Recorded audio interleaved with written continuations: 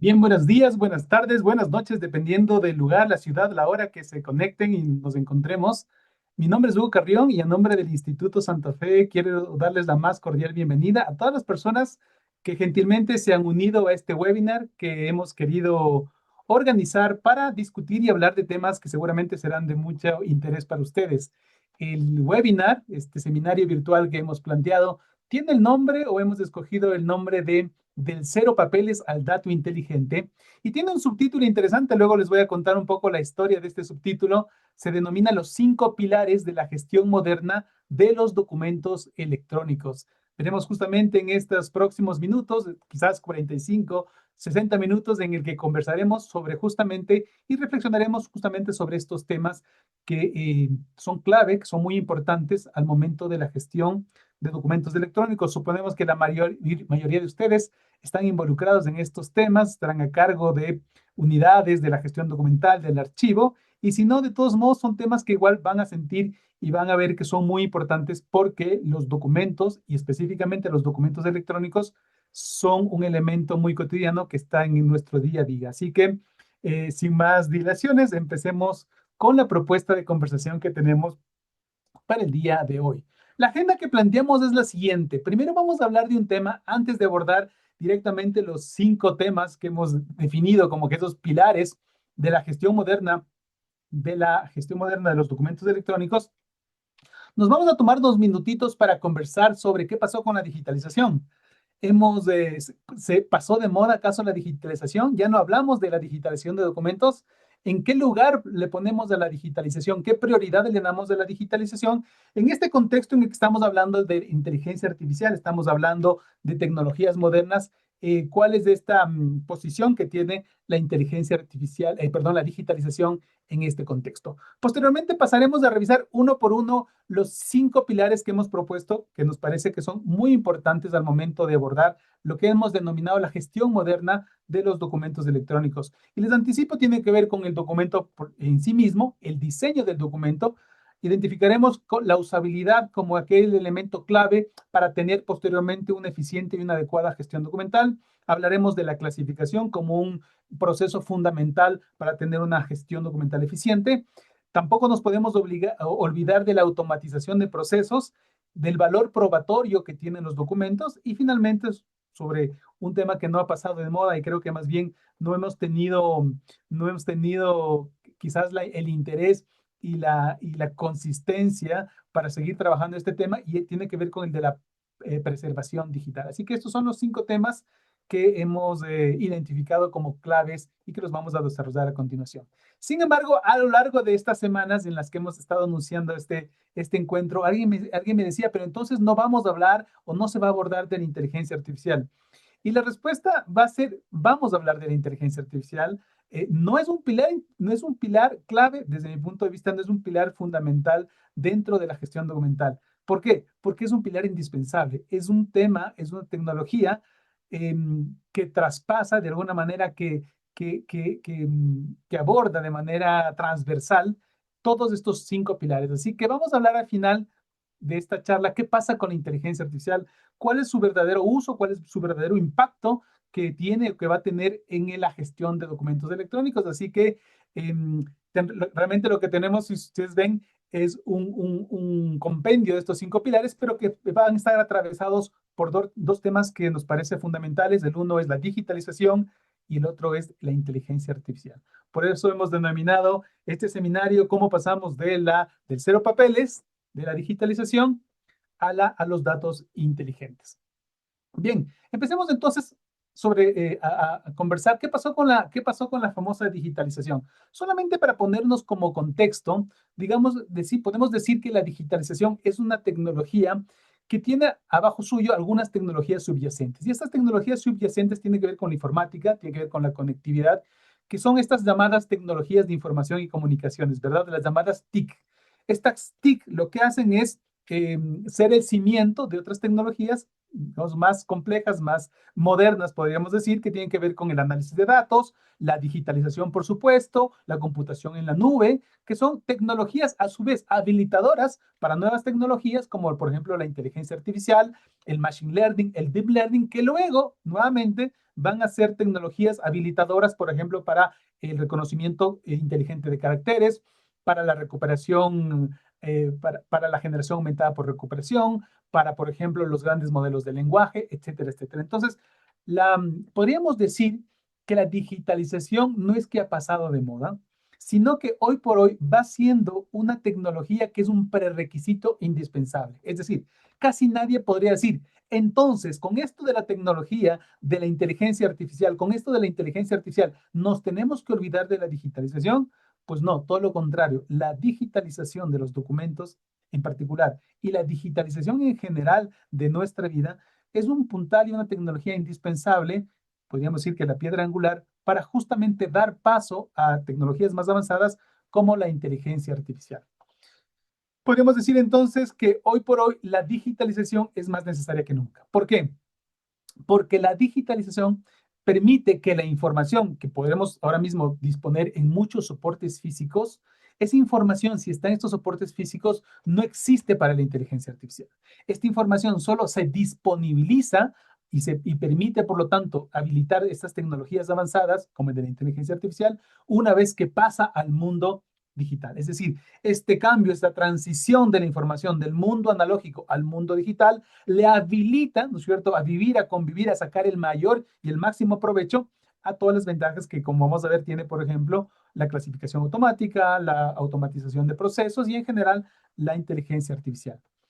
Es muy importante también porque los datos particulares, los datos específicos de cada una de las instituciones, de cada una de las personas, van a ser esenciales para evitar, por ejemplo, en el mundo de la inteligencia artificial, las alucinaciones. Sabemos que estos grandes modelos de lenguaje han sido entrenados con muchos datos, lo que no sabemos es con qué datos fueron entrenados. De tal manera que ahora le preguntamos a cualquiera de estas chatbots, cualquiera de estas tecnologías, como ChatGPT, Cloud, Perplexity, Gemini, le preguntamos y nos da muchas veces respuestas que parecerían coherentes, que parecerían creíbles, pero realmente no sabemos en qué fuentes se fundamentan. Y la verdad es que son unos robots, podríamos decir así, muy conversadores, en algunos casos muy complacientes, siempre nos contestan de manera muy amable, pero no sabemos con exactitud qué tan verdaderas son esas preguntas. Y muchas veces vemos que también existen estas alucinaciones, estos inventos creíbles que hace la inteligencia artificial. Así que hoy más que nunca es necesario que nuestros datos, no los datos con el que fueron entrenados, sino nuestros datos, sirvan para entrenar a la inteligencia articular si queremos realmente datos específicos. Ahora, la pregunta desde luego podría ser, pero ¿y esos datos particulares no corren el riesgo de ser utilizados o mal utilizados? Pues bueno, es alguno de los riesgos que justamente vamos a tener que prever para manejar adecuadamente estas tecnologías.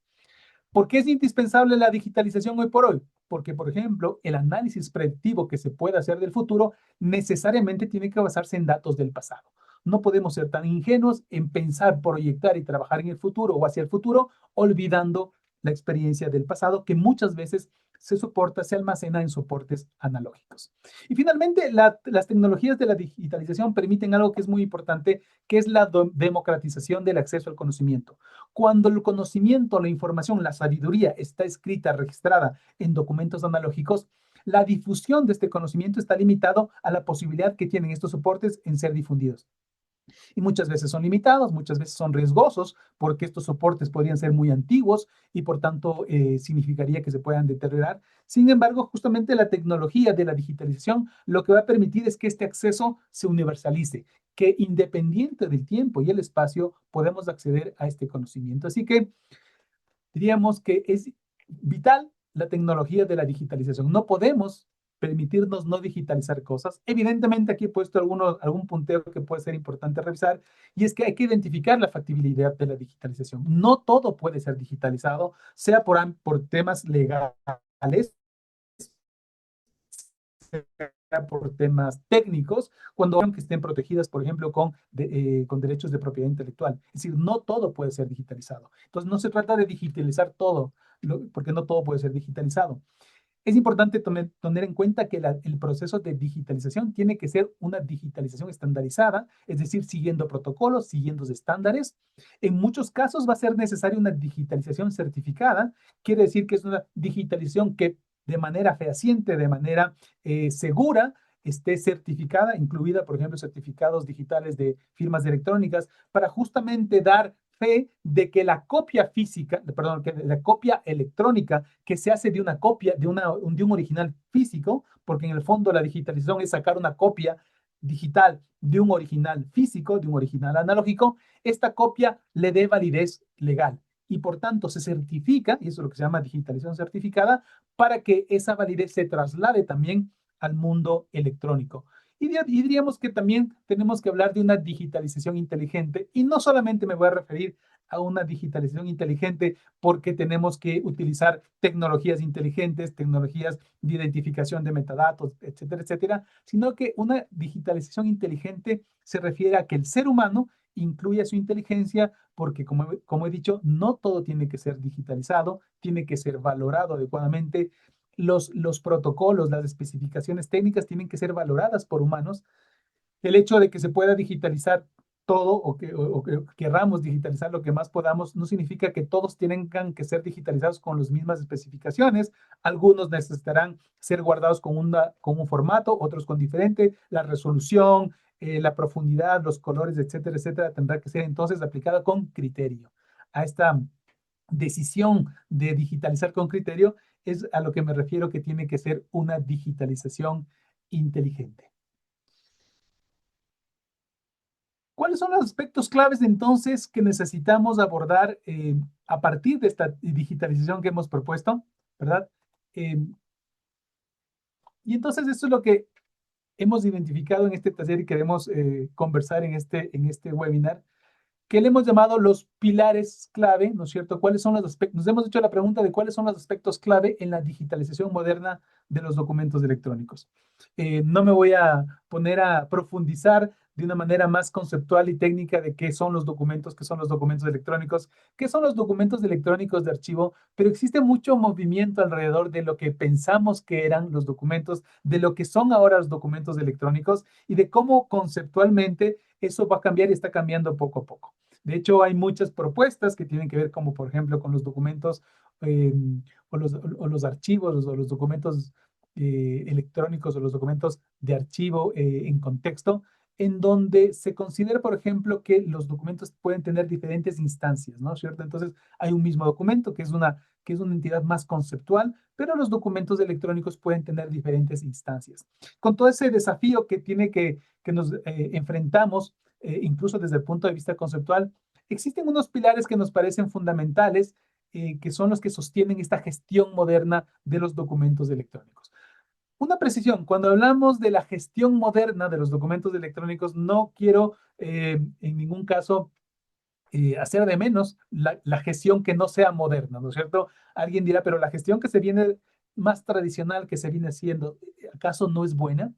Yo quisiera poner un énfasis en este objetivo de modernidad y lo que quiero proponer es que tiene que ser una gestión nueva, una gestión ágil, una gestión funcional con nuestros objetivos, una gestión que evolucione y de alguna manera también una gestión que proponga una ruptura entre lo que hacíamos con lo que vamos a hacer.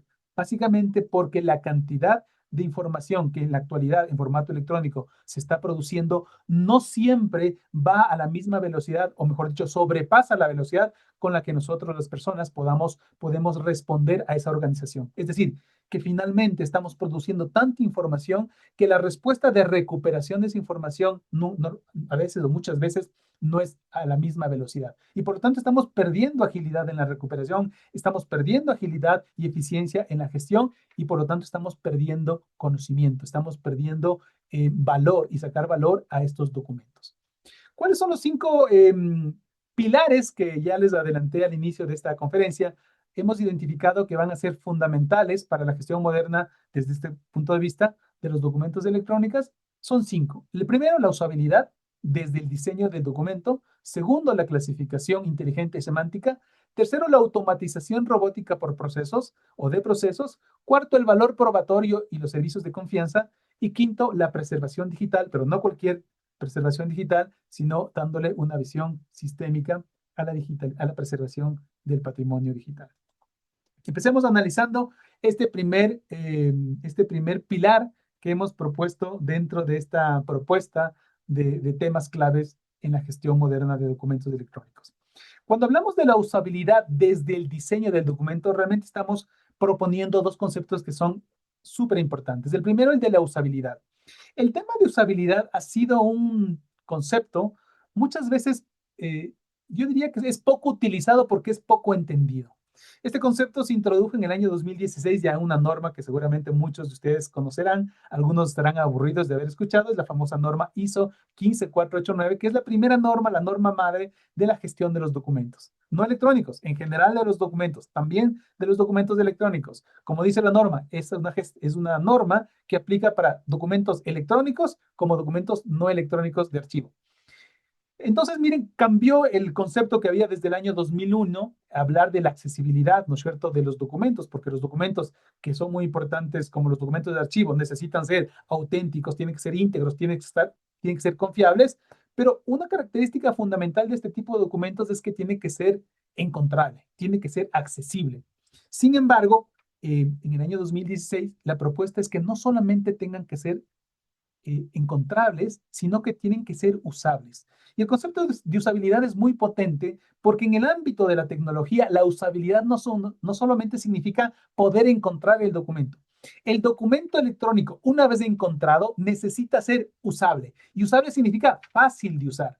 Y para eso la propuesta, para que los documentos realmente sean usables, pero no usables en cualquier momento, sino desde el diseño, que es otro concepto poderoso, y tiene que ver con que nuestros criterios técnicos, con que nuestros criterios estandarizados, no los apliquemos en cualquier momento, sino que los apliquemos en el nacimiento del documento y por diseño, significa que los documentos deben ser estructurados desde el principio. Y para eso, por ejemplo, la captura de datos tiene que utilizar o se tiene que hacer a través de formularios inteligentes, formularios que precisamente, por ejemplo, eviten tecnologías que son muy buenas, pero que quizás no habría necesidad de aplicar si es que aplicamos ya formularios inteligentes. Por ejemplo, el OCR. El OCR es una tecnología de reconocimiento de caracteres muy útil, muy importante, pero que no sería necesaria y por lo tanto podríamos ahorrarnos mucho tiempo y muchos recursos si es que la captura de datos estructurados lo haríamos en la fuente, en el origen.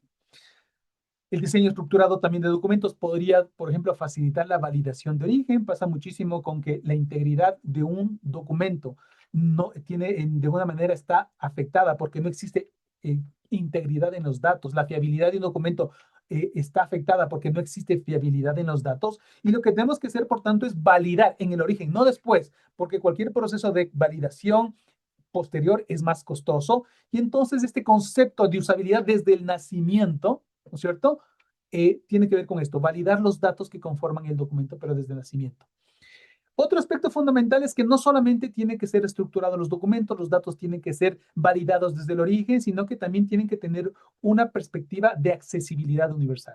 La accesibilidad universal es un concepto muy potente y tiene que ver con que los documentos pueden ser leídos, deberían ser leídos independiente del tipo de personas, independiente del tipo de condición de las personas, independiente de la condición de las máquinas, ¿no es cierto? Entonces, hay una norma que existe ya desde hace varios años, que es el formato PDF, pero específicamente el que tiene que ver con el acceso universal, es la norma ISO 14289. Y esta lo que dice es que justamente, por ejemplo, los documentos, para que cumplan esta norma, tienen que estar identificados, por ejemplo, con una estructura jerárquica, tiene que tener marcadores, tiene que estar incluido, por ejemplo, con algunas facilidades, dependiendo si una persona tiene limitaciones de vista, posibilidad de aumento de fuentes. Incluso, por ejemplo, si una persona sería ciega, la posibilidad de lectura, de tal manera que los documentos, un documento de texto que solo es imagen, no nos sirve porque un lector de PDF no podría leerlo.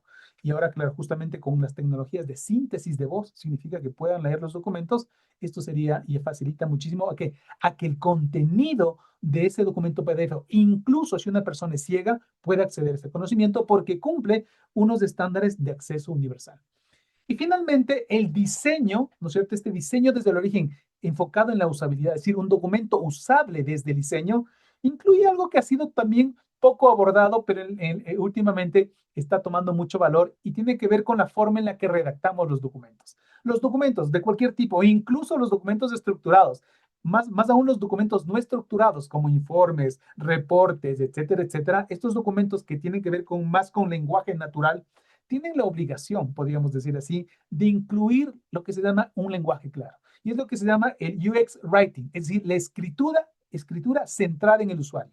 Y esta escritura centrada en el usuario significa que apliquemos un concepto de minimalismo al redactar.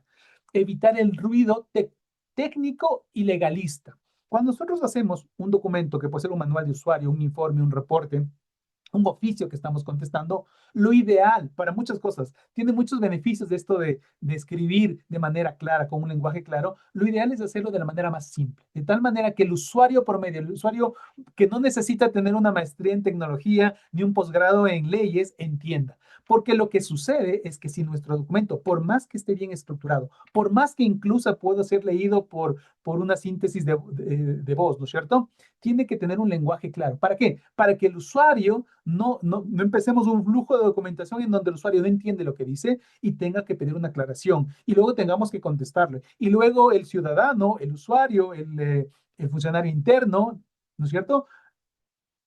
Hace cambios, hace modificaciones, se generan nuevas versiones porque el lenguaje no es claro. Si comunicamos de una manera más sencilla, más minimalista, más clara, más precisa, vamos a lograr que este documento en su estructura, en su contenido y en su lenguaje sea usable, sea fácil de usar desde el inicio. ¿Sí? Así que con ese enfoque vamos a tener o hemos abordado el primer pilar que desde nuestro punto de vista va a ser clave, porque no podemos tener una gestión de documentos adecuada si la célula, si es que el elemento fundamental de la gestión documental, que es el documento, no tiene unas propiedades que le hacen inteligente. Es decir, no tenemos gestión documental inteligente si no tenemos documentos usables, si no tenemos documentos que faciliten generar esa inteligencia. Así que hay que echarle mucho ojo. Si quieren, vamos reflexionando sobre algunos temas que desde mi punto de vista van a ser muy importantes, que si ustedes están relacionados con el campo de la gestión documental, están relacionados con el campo de la archivística, están relacionados con el campo de las ciencias de la información, hay campos que van a salir o que tienen que desarrollarse. Este campo que estamos hablando de la usabilidad desde el diseño del documento tiene que ver con algo que se llama la ingeniería documental. La ingeniería documental justamente tiene que ver cómo están armados, diseñados desde el principio los documentos, evidentemente los documentos electrónicos. Así que pueden ir anotando ahí si ustedes quieren trabajar más profundamente, quieren ustedes profundizar en estos conceptos que seguramente muy pronto van a tener mucha demanda, un punto a favor o un punto o un tema clave va a ser el de la ingeniería documental. Vamos a avanzar al segundo pilar que hemos propuesto para reflexionar y hablar esta tarde, y el segundo pilar tiene que ver con la clasificación inteligente y semántica. Ya tenemos documentos que se generan, que tienen cualidades desde el inicio, que tienen estructura, que pueden ser leídos, ¿no es cierto? ¿Qué pasa cuando estos documentos empiezan a agruparse, empiezan a generar expedientes, empiezan a generar series documentales, empiezan a generar y a producir fondos documentales? Cuando existe este agrupamiento y este agrupamiento de documentos genera lo que se llaman los archivos, en este caso serían los archivos digitales, conjunto de documentos electrónicos, necesitamos evidentemente encontrar la información. Y la encontrabilidad de la información y de estos documentos tiene que ver con algo que es fundamental y es la clasificación de estos documentos. Pero justamente esta clasificación no puede ser la misma que hemos estado viniendo así, que hemos hecho normalmente con los documentos analógicos. Los documentos analógicos, por las limitaciones de su soporte, normalmente tienen una limitación y nos hemos enfocado al uso de lo que se llaman taxonomías rígidas, taxonomías fijas. ¿Qué son las taxonomías? Las taxonomías son una herramienta de organización de la información que tienen que ver con árboles jerárquicos y agrupaciones categoriales. Los que son más expertos en la gestión documental y archivo van a identificar que un tipo, ¿no es cierto?, una aplicación de una taxonomía es un cuadro general de clasificación. Normalmente estamos casi en muchos países incluso obligados a presentar un cuadro de clasificación general. Quienes han trabajado y tienen experiencia en este ámbito se van a dar cuenta que a veces es muy difícil en la práctica clasificar todos los documentos en cada una de estas taxonomías porque precisamente tienen que ver con taxonomías rígidas. Siempre menciono que el hecho de que una sección documental tenga específicas series documentales puede ser muy útil, pero lo que sucede es que varias secciones documentales, por ejemplo, varios departamentos en una institución, podrían compartir series documentales comunes e incluso el autor del mismo o el autor de estos documentos podría ser el mismo. Podríamos pensar que estas taxonomías rígidas pueden ser reemplazadas con metadatos, es decir, que no dependamos solamente de un árbol jerárquico, sino de unos etiquetas que nos permitirían luego hacer búsquedas y un filtrado de la información. La respuesta es sí, pero hoy por hoy ya no es suficiente. ¿Qué es lo que se está proponiendo? Se está proponiendo un concepto mucho más amplio. El concepto mucho más amplio es de las ontologías vivas. Para ponerle un nombre específico, el Consejo Internacional de Archivos ya ha propuesto, ha venido desarrollando desde hace más de 10 años, lo acaba de publicar hace un año y medio y últimamente ya se ha terminado de publicar todos los documentos necesarios para entender lo que se llama esta ontología de lo que se llama record in context, ¿no es cierto?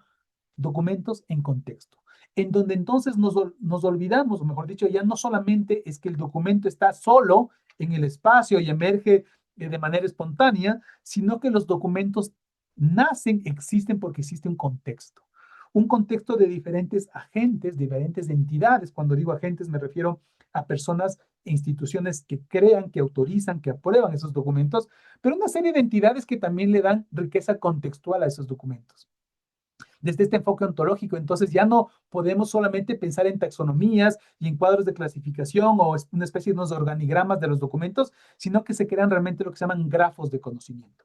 Y los grafos de conocimiento son dibujos, podemos decir así, en donde vinculamos entidades. Esos nodos se llaman entidades y esas entidades pueden ser documentos, pero no solamente documentos. Esos documentos pueden ser documentos, pueden ser normativas. Las normativas son aquellas obligaciones por las que se crean, por ejemplo, los documentos. Los documentos se crean por cumplir una normativa o esos documentos responden a esas normativas. Esos nodos en esos grafos de conocimiento también pueden ser, esas entidades pueden ser también personas, grupos de personas, de entidades, de organizaciones completas. Y las relaciones, porque este concepto, perdón, porque el concepto que subyace a estas ontologías es este modelo de entidad-relación. Estas entidades tienen relaciones y esas relaciones tienen relaciones que pueden ser de jerarquía, una, porque miren, en las taxonomías rígidas, la única relación que existe entre una entidad y otra es una relación jerárquica, pero no es la única, ¿no es cierto? Existen relaciones de jerarquía, de aprobación, de inclusión, de pertenencia, etcétera, etcétera, ¿cierto? Y estas relaciones también pueden ser, por ejemplo, identificadas. Y uno puede hacer búsquedas en función de las entidades, de las jerarquías, etcétera, etcétera. El cambio conceptual de estas taxonomías rígidas a estos grafos de conocimiento, justamente creo que van a dar paso a una especialización más específica justamente en el ámbito de las ciencias del conocimiento. Esto que nos permite, por ejemplo, a que tecnologías como el procesamiento del lenguaje natural permitan el etiquetado, y no solamente eso, sino el autoetiquetado de estas entidades.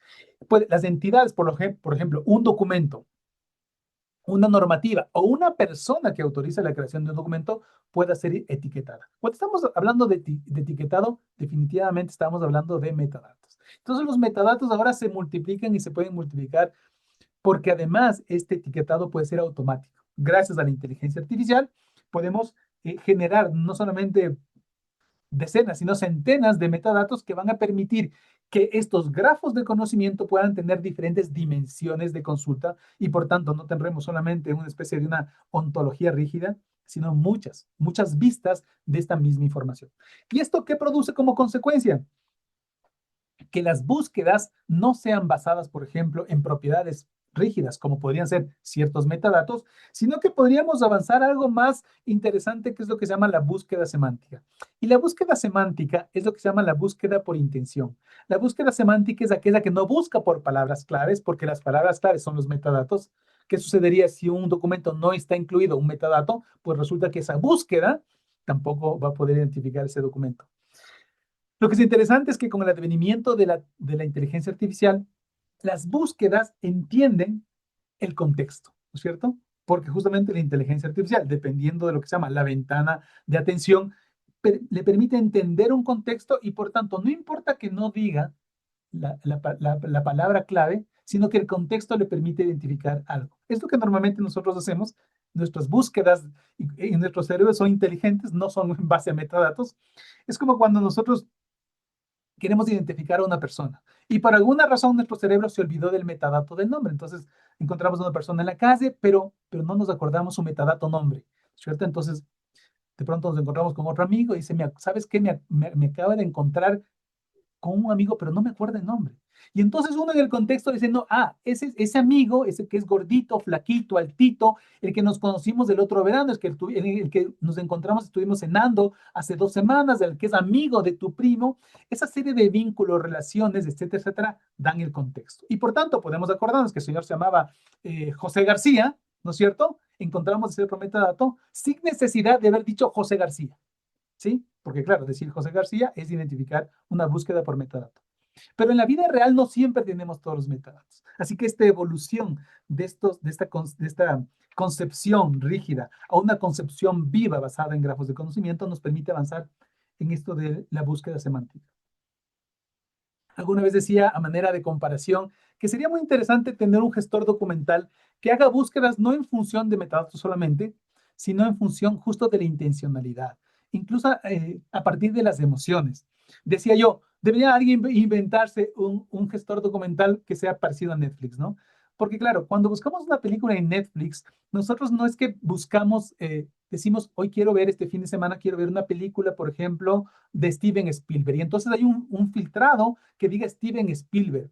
Y además digo, a ver, películas de Steven Spielberg entre 1980 y 1990. Y entonces cuando hago este filtrado me sale la lista. Normalmente nuestra aproximación a las películas no va por ese lado. La aproximación a las películas es más emocional. Y entonces decimos, quiero ver una película que sea dramática, que sea una película que tenga que ver con, que sea romántica, ¿cierto? Que sea cómica, que sea lo que fuera. Y entonces decía, podría ser también que estas búsquedas por intenciones podrían acercarse o podrían ser útiles para la gestión documental. De eso se trata la clasificación inteligente, es decir, ir un paso más allá de esas búsquedas tradicionales. Hablemos ahora de la automatización robótica de los procesos. Y claro, miren, cuando ya tenemos creados los documentos, cuando estos documentos ya son usables, estos documentos se clasifican, pueden ser recuperados, pero esos documentos no fueron solamente creados para ser almacenados y luego posteriormente ser recuperados. Los documentos normalmente responden o son evidencia de procesos. Sabemos de sobra que los documentos de archivo justamente son documentos que son evidencia, ¿cierto?, de las funciones de una persona, de una institución a lo largo de su vida. Ahora, esa evidencia no es una evidencia que se genera solamente en un hito. Normalmente esa evidencia, esas funciones tienen que ver o responden a un proceso, ¿verdad? Y entonces hablar de documentos sin hablar de procesos no tiene sentido. Los documentos responden a un proceso. Ahora, creo que hay mucha deuda, ¿no es cierto?, tecnológica, técnica, conceptual respecto a procesos en el mundo de la archivística. Muchas veces queremos abordar, por ejemplo, generar un cuadro de clasificación, sin entender los procesos. No se puede generar herramientas de clasificación, por ejemplo, un cuadro de clasificación, si no tenemos absolutamente claro los procesos de una institución. Entonces, otro punto, si vamos a ir anotando oportunidades de desarrollo profesional, otro punto clave que yo pondría es la gestión basada en procesos. Hay que profundizar muchísimo en eso, va a ser muy necesario, pero ahora la ventaja es que esos flujos documentales pueden ser automatizados, ¿verdad? Gracias nuevamente al advenimiento y uso de la inteligencia artificial.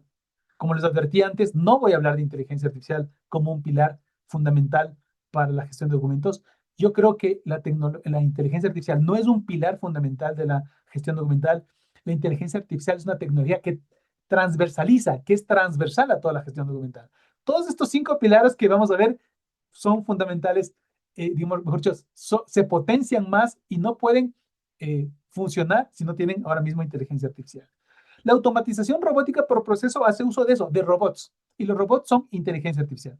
Estos robots, por ejemplo, robots de indexación y captura cognitiva, que básicamente lo que hacen es tenerlo, por ejemplo, una captura multicanal. Multicanal significa, por un lado, de múltiples canales de comunicación. Por ejemplo, tenemos ahora por ejemplo, tenemos información y documentos que se generan a través de correo electrónico, a través de redes sociales, a través de WhatsApp, que se cargan en un sitio web, que vienen a través de una transferencia de archivos. Entonces, ya no solamente esperar que nuestros documentos tradicionalmente venían de una ventanilla en la que se presentaba los documentos en papel y a lo mejor tenemos que digitalizar y ese es nuestro único canal de alimentación de documentos, sino que tenemos que estar preparados a que esta información sea multicanal. Y no solamente multicanal, sino también multimodal.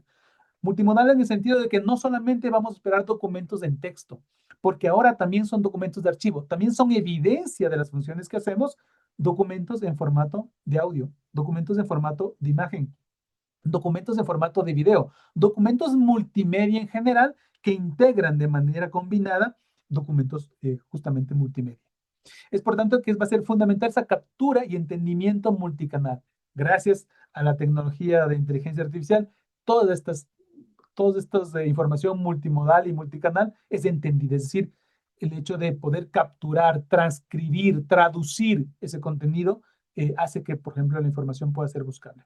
Y claro, estos robots automatizados permiten una separación de esa información y una clasificación, de tal manera que ese proceso puede ser automatizado. ¿Quién no ha sufrido en el día a día esta avalancha de correos electrónicos y a lo mejor son 5, 10, 15, 100 correos electrónicos que recibimos al día y seguramente no todos tienen la misma importancia, muchos son spam, muchos tienen que ser desechados. Ya tenemos robots en nuestras oficinas funcionando, algunos funcionan mejor que otros. Los anti-spam ya son un primer nivel de automatización que eliminan, de alguna manera filtran aquellos correos que son justamente correos masivos y que no tienen ningún interés para nuestra función. Pero avanzando un poco más, estos robots automatizados no solamente que pueden ayudarnos a clasificar, sino que pueden generar agencia, ¿no es cierto? Porque ahora estamos hablando no solamente de una inteligencia artificial generativa, sino una agencia artificial agente, es decir, que puede tomar acción. Entonces, por un lado, también tiene lo que se llama esta revisión y automatización de la información multicanal y por otro lado lo que llamamos de una hiperautomatización que tiene que ver con la validación de estos documentos pero a nivel cruzado. Esta validación cruzada tiene que ver con buscar nuevas fuentes. Y nuevamente, y justamente viene esto a colación porque actualmente la inteligencia artificial dejó de ser generativa, es decir, que nos puede dar haciendo un documento, que nos da contestando un correo electrónico, sino que toma acción. Por ejemplo, una inteligencia artificial nos puede crear un documento, nos puede generar, puede disparar acciones, toma acción, ¿no es cierto? Puede buscar dentro de una página web. De tal manera que, por ejemplo, cuando estamos generando un proceso documental automatizado, hiperautomatizado, no solamente le decimos que un flujo de trabajo vaya de un sitio a otro, que lo apruebe, podemos pedirle que nos genere un resumen, que está muy bien, podemos pedirle que nos genere un informe automáticamente, pero incluso le podemos pedir, por ejemplo, que verifique los datos que se incluyen en esa solicitud, que verifique e ingrese, por ejemplo, a sitios web públicos en donde pueda identificar, donde pueda extraer su identidad, por ejemplo, si cumple o no cumple una condición, etcétera, etcétera. Es decir, que ponemos con base a terceros, a acciones, ¿no es cierto?, que puede tomar inteligencia artificial, podemos validar que esos procesos puedan dar. Y finalmente podemos generar lo que se llama disparadores. En este caso yo he puesto uno específico de disposición final de los documentos. Algo que tenemos como una amenaza muy grave es que nosotros tenemos una gran obesidad digital porque muchos de esos documentos digitales que incluso que ya perdieron su valor administrativo, nunca, siempre reposan en los archivos electrónicos de nuestras instituciones. Y lo que podríamos hacer es implementar una vigilancia basada en metadatos en los cuales, contrastando con la información que tiene, por ejemplo, nuestros cuadros de plazos de conservación, podrían identificar cuándo nuestros correos electrónicos, cuándo nuestros documentos, por ejemplo, necesitan ser eliminados o pueden ser transferidos a un archivo central, por ejemplo, a un archivo histórico. El proceso de valoración puede ser uno de los procesos en los que más se aplique este concepto de automatización robótica de los procesos. Así que pónganle mucho ojo. Otro de los puntos claves va a ser justamente vincular los conceptos archivísticos con la automatización de procesos basadas en robots. Estos tres primeros pilares que hemos analizado tienen que ver más con el concepto de archivísticos. Estos dos últimos tienen que ver más bien con conceptos, por un lado, técnico y por otro lado, perdón, por un lado más legal y el otro con un concepto más, quizás más técnico. El cuarto pilar hace énfasis en la necesidad de mantener el valor probatorio del documento. Así que el cuarto pilar, que me parece que es clave que tomemos en cuenta para la gestión moderna de los documentos electrónicos, es no perder en cuenta que los documentos de archivo no son cualquier documento. Son documentos que son evidencia de las acciones y las funciones de una persona o una institución a lo largo de su vida. Y por tanto, es fundamental que los documentos electrónicos almacenen, incorporen dentro de sí algún tipo de tecnología que permita justamente mantener ese valor probatorio. Lo primero que se nos ocurre podrían ser las firmas electrónicas, y las firmas electrónicas en cualquiera de esos niveles. En términos generales, aunque esto tiene que ver más con la normativa europea, nos hablamos de firmas simples, avanzadas, cualificadas, como sea que se llamen en cada uno de los países. Las firmas electrónicas en cualquiera de estos niveles son necesarias y útiles. Pero también hablamos de, por ejemplo, de sellos de certificación, en donde no necesariamente tenemos que firmar. Entonces, hay sellos de certificación en donde lo que se preserva no necesariamente es la autenticidad del documento, sino su integridad, porque como ustedes saben, la firma electrónica, sobre todo, preserva la autenticidad del documento, es decir, vincula un documento con su autor, pero también gracias a la tecnología criptográfica, lo que permite es preservar su integridad y desde luego, al ser un certificado electrónico, una característica fundamental para mantener el valor probatorio es el no repudio, es decir, que la persona que firmó que es autora de un documento no pueda deslindarse de las responsabilidades contenidas en ese documento. Es lo que se llama el no repudio. Otro aspecto y otra cualidad fundamental de este valor probatorio va a ser el sellado de tiempo. El sellado de tiempo ha sido un servicio electrónico un poco olvidado también, porque en general las personas piensan que como en la firma electrónica se incluye una hora, una fecha y una hora, esa fecha y hora están certificadas. En general, esas fechas y esa hora en la que se firma no está certificada. La fecha y la hora corresponden a la fecha y la hora de la computadora en el momento que se firmó. Hagan ustedes la prueba. Ingresan a su computadora, cambien la fecha a, no sé, enero de 1980 y procedan a firmar un documento electrónico y va a salir en su documento electrónico firmado que ese documento fue firmado y creado el 1 de enero de 1980. Y es así. Por lo tanto, está certificando nuevamente autenticidad e integridad, pero no la constancia de la generación de tiempo. Y por tanto, es muy importante recuperar el valor que tiene este servicio y es el sellado del tiempo. Que a través de un tercero de confianza, de justamente de un proveedor de sellado de tiempo, o lo que se llama en inglés del time stamping, permitamos que nuestros documentos que van a ser evidencia o que son evidencia tengan este sellado de tiempo. Y finalmente, quizás otra de las tecnologías que generó en un principio mucho revuelo, pero ha sido un poco olvidada, es la tecnología del blockchain. Creo que la tecnología de la cadena de bloques, basada sobre todo en el tema del hash, etcétera, etcétera, es una tecnología muy robusta que está siendo muy utilizada y está muy bien para el tema de contratos inteligentes, para el tema de criptomonedas, pero que en el ámbito de la gestión documental podría ser también muy útil, sobre todo para la preservación del valor probatorio de los documentos. Y justamente hablando del valor probatorio y la preservación de este valor probatorio, vamos a pasar al quinto pilar de esta gestión moderna. Y el quinto pilar es un tema que en lo personal le tengo mucho cariño porque es el tema con el que empecé yo a tener una aproximación a la gestión documental hace ya más de 20 años, y es la preservación digital, la preservación del patrimonio digital. Pero aquí hay un objetivo que es fundamental y es la preservación digital sistémica. Y la preservación digital sistémica tiene que ver con que no es suficiente tomar medidas individuales de preservación digital, como por ejemplo hacer un backup, ¿cierto? O hacer una migración o hacer un refreshing de los soportes. No es suficiente si es que no tenemos una visión general, una visión como sistema, integral, holística, podríamos decir, de este problema que es cómo mantener nuestros documentos electrónicos entendibles, vigentes y con valor legal después no de un año, sino después de 5, 10, 20 años. Para eso diríamos que hay tres puntos fundamentales en la preservación digital sistémica. La primera, yo diría que hay que recuperar, entender el modelo OISE. El modelo OISE es el modelo de sistemas de información de archivo abierto que fue creado, propuesto en 1990, aunque la norma fue posteriormente creada recién en este siglo. Pero si nosotros hacemos un poquito de historia, esta norma fue creada por iniciativa de la NASA, ¿no es cierto? Si uno lee esta norma, dice, esta norma fue propuesta por el Comité de Información Aeroespacial. Y cuando a veces yo digo es que esto de la preservación digital o de la gestión documental no es algo de ciencia del espacio, pues la verdad es que sí tiene que ver algo con ciencia del espacio, porque fue la NASA, fue la Agencia Aeroespacial Europea, fue la Agencia Aeroespacial Japonesa, las que se pusieron de acuerdo para generar esta norma. La norma OAIS tiene su nacimiento, su génesis en las agencias aeroespaciales. ¿Y por qué es en este caso? Este caso es muy, muy anecdótico, y es que en la década de los 70, de los 60, de los 70, hubo un boom esto aeroespacial, el hombre llegó a la luna, etcétera, etcétera. Pero ya en los 80, en los 90 se dieron cuenta que mucha de esa información se perdió. Muchas de las cintas de la grabación, por ejemplo, de cuando el hombre estuvo en la Luna, en las misiones de Apolo o las misiones Vikingo que fueron a Marte, mucha de esa información, muchas fotografías, muchas de esas cintas se perdieron. Y no se perdieron porque las cintas se echaron a perder, porque en general la cinta, el celuloide, el plástico, es un buen soporte. Se perdieron, ¿saben por qué? Porque tenían las cintas, pero ya no había el programa con que se podían reproducir las cintas. Tenía las cintas, pero el programador que había diseñado el lenguaje para entender las cintas ya se había jubilado.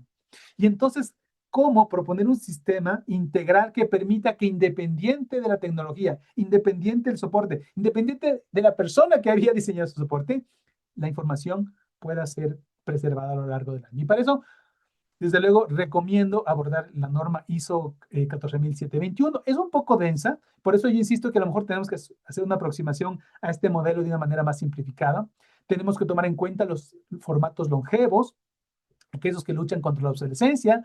Hay un formato que les recomiendo mucho también leer, es el PDFA/A, que significa PDFA Archive, pero no cualquier versión, no cualquier clase de este formato. La versión /3 es muy interesante porque a diferencia de la versión 1, esta también permite que la versión original del documento PDFA se incluya dentro de este documento. Y entonces es una propuesta de embeber, por ejemplo, los tipos de letra, el formato actual, en algunos casos hasta el, hasta el reproductor. Por ejemplo, si un documento PDF tiene un video, normalmente lo que sucede es que el video se reproduce si es que la computadora tiene el reproductor, pero si no tiene, entonces muchas de las soluciones de preservación tienen que ver con preservar las fuentes, preservar el código inicial, preservar incluso los reproductores. Y claro, también trabajar o luchar contra lo que se llama la salud, o mejor dicho, trabajar por la salud de los bits. Trabajar contra esos datos que se van corrompiendo, se llama la integridad de los datos. Los bit rots se llaman los bit rotos. Y esto tiene que ver también con un tema de soporte. Y por alguna razón, un bit en un disco duro, un bit en una cinta, un bit en un CD, puede cambiar de 0 a 1. ¿Sí? Así, por arte de magia, efectivamente puede suceder eso. Y ustedes saben que cambiar de 0 a 1 un documento, un bit de un documento puede significar todo. Así que es muy importante hacer lo que se llama un chequeo de que si está funcionando, un fixity checks que se llama a través del hashing. Por ejemplo, el hashing es contar cuántos bits tiene un documento. No me interesa el texto, me interesan los bits. Y el hash es un número que corresponde al número de bits que tiene un documento. Y si es que este hash cambia, significa, o lo que significa es que se ha cambiado algún bit del documento. Así que hacer un proceso de chequeo del hash periódicamente permite, por ejemplo, mantener la integridad de la información. Por ejemplo, a través de la misma inteligencia artificial, hacer un proceso de autorreparación. La autorreparación no significa que se inventa o identifica que bit fue cambiado, sino que identifica que un documento ha cambiado su hash, por tanto, ya no vale, porque su integridad ha sido afectada, y lo que hace es sacar un respaldo o reemplazar por un respaldo que se tenía de este documento. Es alguno de los conceptos que podríamos tener en esto. Así que, solamente para recapitular, los 5 pilares de la gestión documental que proponemos es la usabilidad desde el diseño del documento, la clasificación inteligente y semántica, la automatización robótica de procesos, el valor probatorio y los servicios de confianza, y la preservación digital sistémica. Pero para terminar, les decía en estos últimos minutitos, alguien me decía, ¿y qué tiene que ver con inteligencia artificial? Bueno, la inteligencia artificial está ahora involucrada en todos los aspectos. De alguna manera, no podemos dejar de hablar de la inteligencia artificial. Algunos dicen que es una herramienta indispensable. He puesto ahí que es una herramienta entre comillas porque sin duda ya la inteligencia artificial dejó de ser una herramienta. La inteligencia artificial ahora se concibe como un agente. Una herramienta es un martillo. Una herramienta es un instrumento al servicio del hombre. Un agente es una entidad que tiene agencia. Y agencia significa que puede tomar decisiones. Hoy por hoy la inteligencia artificial puede tomar decisiones.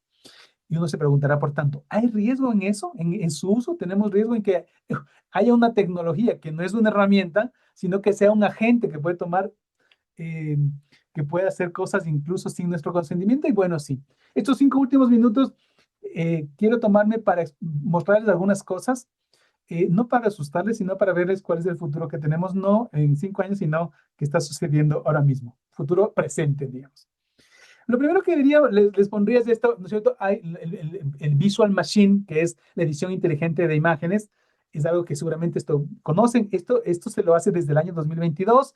Es algo muy útil. Este es un ejemplo bien práctico. Este es del edificio, una foto del edificio del Archivo Nacional en el Ecuador. En la parte izquierda ustedes ven al edificio, la foto normal, en donde ven unos cables cruzados, hay personas caminando y hay unos autobuses ahí cruzando. Con una herramienta muy sencilla, utilicen Canvas. Esto es es como la herramienta clave. Desde el año 2023-24 se utiliza tecnología de inteligencia artificial. Utilicen la herramienta que se llama borrador mágico, ¿cierto? Y empiezan a borrar todo lo que quieran y miren, tenemos la fotografía de la derecha. Esto no es ciencia del espacio, es tecnología que está al alcance de todos desde hace 2 años. Pero no quería mostrarles esto, quería mostrarles qué es lo que está pasando en el futuro. Esta semana fue muy popular este video.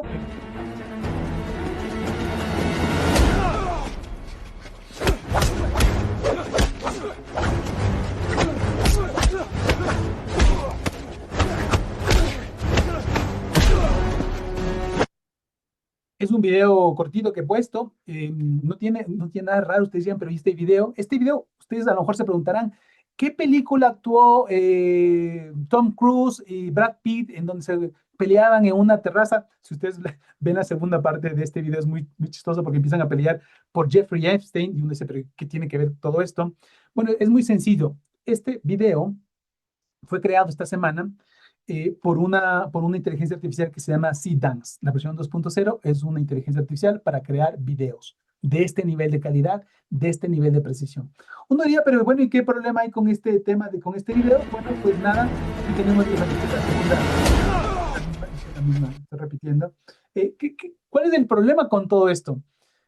Si yo les diría que a mí me preocupa, pues a lo mejor ustedes no deberían hacerme caso, pero es lo que comentó Red Reese. Red Reese es un guionista muy conocido en Hollywood. Él fue el guionista de Deadpool y Wolverine, una película de hace 2 años, también de G.I. Joe y de Zombieland. Hago referencia a estas películas porque son películas que hacen énfasis en combates, en dramas, en estas peleas que hemos visto. O sea, él es experto en crear efectos especiales.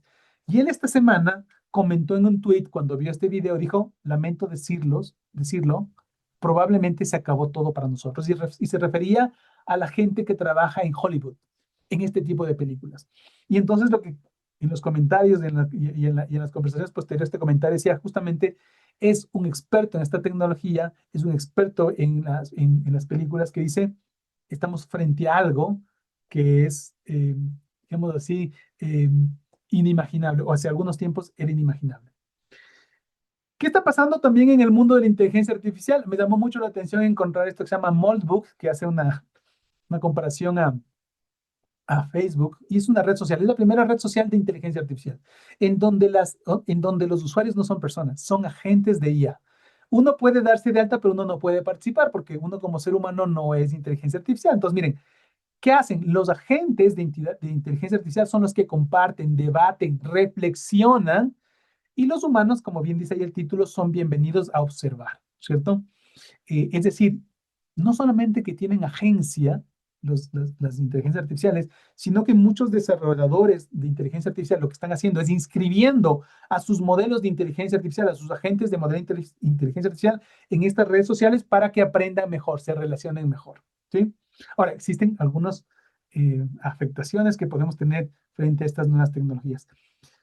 Una afectación podría ser, ¿se acuerdan esta tecnología que les mostré hace un ratito, que podemos mejorar la edición de las imágenes? Podría pasar esto. Este es un caso muy particular que estuvimos analizando.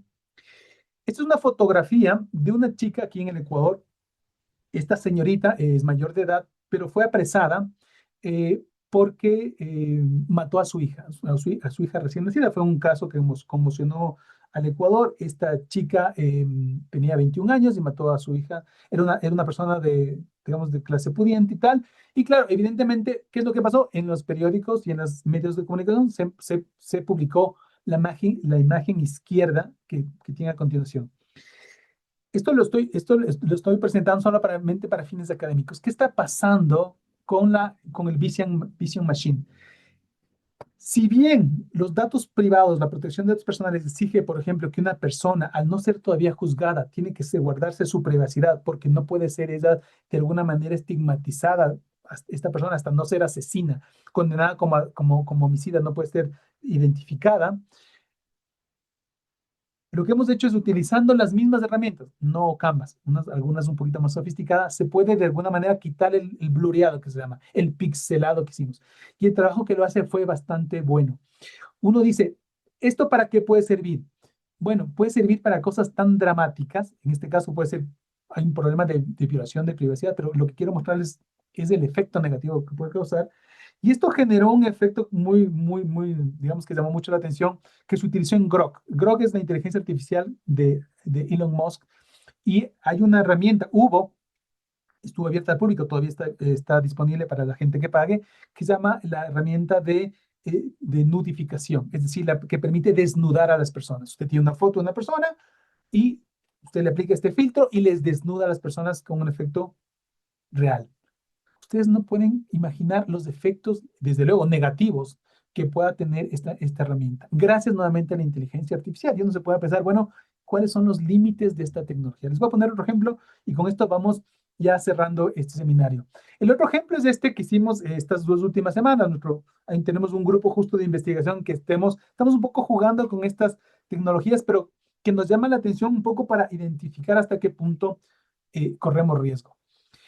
He puesto como título el fin de la censura. Redaction en inglés es la censura de los textos. Este es un texto real del caso Epstein. Como ustedes saben, este caso tiene una connotación mundial, sobre todo por el tema de abuso sexual de menores, etcétera, etcétera. Cuando revisamos esto, el Departamento de Justicia de Estados Unidos muy prolijamente censuró, redactó algunas palabras, algunas identificación de personas para que no fueran revictimizadas. Y eso está muy bien. Y de manera profesional lo hizo a través de un software que se llama Enigma, que lo que hace es quitar esas palabras, pero no solamente poner un marcador negro, sino que realmente extrae los bits y les deja en negro. No hay forma de recuperar. Desgraciadamente hemos visto en otros países del mundo, sobre todo latinoamericanos, que cuando hacen censura le ponen un bloquecito, un rectangulito negro, que uno con cualquier editor puede quitar el rectangulito como quitar un adhesivo y puede ver el texto original. No, Estados Unidos, de manera más profesional, utilizó un software específico, hizo esta censura adecuada. Le pedimos a ChatGPT que haga algo que nos parecía relativamente sencillo, que descensure. ¿En base a qué? En base al contexto y al tamaño de las palabras. Así de sencillo. Lo interesante es que ChatGPT dijo el contenido, solamente al cargar esta carta, dijo el contenido podría infringir nuestras políticas de uso. Al referirse, por ejemplo, a temas de acoso sexual o de abuso sexual menor, dijo, no puedo trabajar esos temas. Y está muy bien. Pero claro, el problema es que tenemos disponible otras inteligencias artificiales, así que establecimos en DeepSeek, que es una inteligencia artificial china, y no tuvo ningún problema en traducirnos, en revisarnos y en hacer algo que le pedimos. En función del contexto y del tamaño de las palabras, identifique las palabras censuradas. Y lo hizo. En menos de 30 segundos identificó cuáles podrían ser las personas, las palabras, las fechas que estaban censuradas. Es decir, lo que quiero decir es que estamos enfrentando a una tecnología que si no tiene límites éticos, realmente puede ser lo que sea. Ahora, hablando de cosas un poco más saludables, también hemos estado desarrollando, por ejemplo, algo que hemos llamado el Dotflix, ¿cierto? Y el Dotflix es el Netflix, pero de la gestión documental. Este es un sistema que básicamente funciona como Netflix, pero con documentos, que te sugieren los documentos que puedes recuperar en función de tus emociones, en función de la demanda y tu intención. No tienes que acordarte de los metadatos. O, por ejemplo, este otro sistema que lo hicimos hay varias inteligencias artificiales. Una de estas se llama Element, otra se llama Gravity de Google, que permiten desarrollar, son IDEs realmente, son interfaces de desarrollo de programas que permiten desarrollar programas automáticamente. Nosotros en particular utilizamos uno que se llama Airtable. Les vamos a mandar el link para que si quieren conectarse a Airtable, pueden hacerlo. Y creamos este software que se llama Archive AI Pro. Y este software, que además es muy chistoso porque se hizo en un día, este software a lo mejor hecho a mano podría ser desarrollado en varias semanas, pero se hizo en un día. Y es un software muy sencillo, que lo que hace es en función de los archivos que subimos, los documentos electrónicos que subimos, crear automáticamente cuadro de clasificación, tabla de retención, inventario documental, catálogo de servicios, esquema de metadatos y todo automáticamente, ¿sí? Así que hay software que ya nos permite ahorrar mucho tiempo. Y finalmente, otro ejemplo del uso de la inteligencia artificial que me pareció interesante es el siguiente. Tiene que ver con la normatividad. Yo creo que ahora todo el mundo debería utilizar la inteligencia artificial. Hace poquito hablábamos con algunos colegas que son docentes y uno decía, no, no deberíamos prohibir que los estudiantes utilicen inteligencia artificial. Yo soy de la posición que deberíamos obligar a los estudiantes a utilizar inteligencia artificial. El estudiante que no utilice inteligencia artificial para hacer los trabajos debería ser castigado.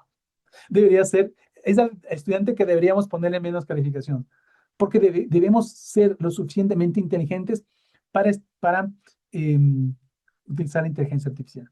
Este ejemplo que les quiero poner aquí, quiero que me entiendan muy bien, no es una crítica, más bien creo que es algo que podemos potenciar, es lo siguiente. Hace un par de semanas alguien me invitó a participar en la elaboración de la ley de archivos del Ecuador. El Ecuador está queriendo cambiar de ley general de archivos desde hace algún tiempo. Lo había hecho a través de un grupo de trabajo. Desde mi punto de vista no salió una buena ley. Era una ley desde mi punto de vista muy larga, tenía más de 120 archivos, algunos muy confusos, decían algunas cosas, se copiaron y pegaron algunas cosas. Yo estaba muy en desacuerdo de esa propuesta de ley.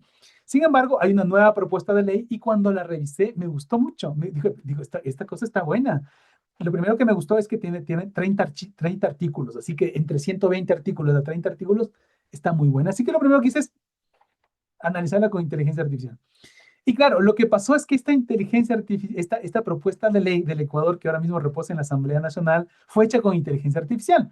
Digo, insisto, no creo que esté mal utilizar inteligencia artificial. Es más, aplaudo que los legisladores del Ecuador utilicen inteligencia artificial para proponer leyes como estas. Quizás lo malo esté en que no hayan puesto la autoría. Es decir, hay que decirle, esto fue hecho con inteligencia artificial y está muy bueno.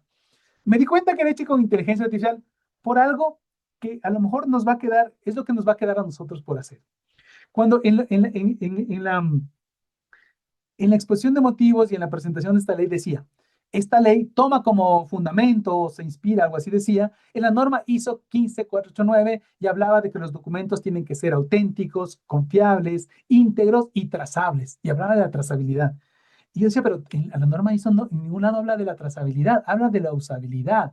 Y luego hablaba, y ese texto no tenía ni una sola falta de ortografía. Y dije, esto está tan bueno que no es humano. Así que, bueno, me di la tarea de revisar eso y insisto, no estoy criticando. Creo que es muy bueno que la normatividad sea hecha con inteligencia artificial. Así que debemos dejarnos ayudar con inteligencia artificial. Ahora mismo nosotros no dejamos de hacer manuales de digitalización, manuales de valoración, manuales de protección de datos. Todo esto se hacen con inteligencia artificial y está muy bien. Quizás lo que no tenemos que perder de vista es que nosotros vamos a tener que revisar, porque si hay algún riesgo es que la inteligencia artificial tenga sesgos y alucinaciones. Y con esto voy terminando. Los mayores riesgos de la inteligencia artificial es que tengan sesgos. Es decir, que algo digamos, que tengan algún prejuicio, sistémicamente algún prejuicio respecto a algo. Y también ayudado o apoyado por alucinaciones. Alucinaciones son los inventos que hace. Todas estas dos cosas, los sesgos y las alucinaciones, se deben a un comportamiento que se está detectando en la inteligencia artificial que se llama la psicofancia. La psicofancia es esta actitud que tienen las personas, pero también la inteligencia artificial, en ser muy complacientes, en decirnos sí a todo, y eso es un problema. Es un problema del modelo de cómo fueron entrenados los lenguajes. Ustedes han hecho la prueba de que le piden algo a la inteligencia artificial y le dicen, no, no, estás mal. Y ella dice, sí, tienes razón. Incluso se ha comprobado que aun cuando esté correcta la inteligencia artificial, si uno le dice que está equivocado, la inteligencia artificial suele ser complaciente. Esto lo único que hace es amplificar los sesgos y crear más alucinaciones. Esto nos está llevando a un tema que me parece que es grave, y es a una crisis ética en el uso de la inteligencia artificial. El problema, por lo tanto, y concluyo con eso, no es que no sepamos utilizar la inteligencia artificial, es que nosotros tenemos que tener la suficiente inteligencia, pero sobre todo la ética, para manejar adecuadamente la inteligencia artificial. 4 conclusiones fundamentales y resumidas. Es necesario un cambio de paradigma, la automatización es obligatoria, no podemos olvidarnos de la seguridad jurídica, y preservar la información no solamente es hacer un backup. Preservar la información es tener una visión sistémica.